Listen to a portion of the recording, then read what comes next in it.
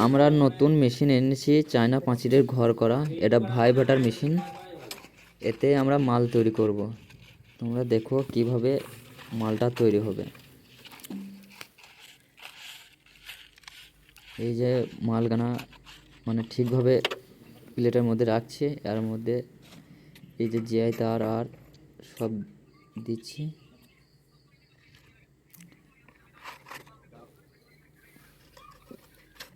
তারবানাকে ঢেকে নিচ্ছি, যদি বা উপরে উঠে চলে আসে। নতুন এনেছি চায়না থেকে। দেখো তোমরা, মাল একটু কম পড়েছে বলে আর একটু নিয়ে নিচ্ছি।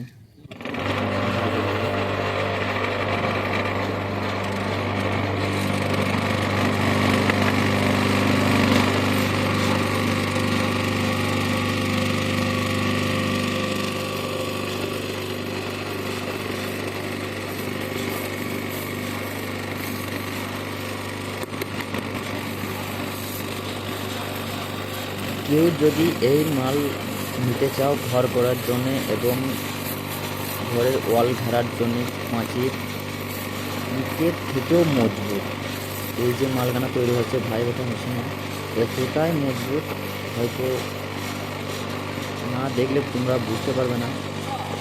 যদি কারো নেবার ইচ্ছা হয়, এই ডিসক্রিপশন বক্সে এই নম্বর দেওয়া আছে, নম্বরে কল করে যোগাযোগ করতে পারো। এক ফিটিং করা অবধি সব মাল মেটেরিয়াল সব আমাদের। এই যে নিয়ে যাচ্ছি, নিয়ে যেয়ে ওখানে ঢেলে রাখবো।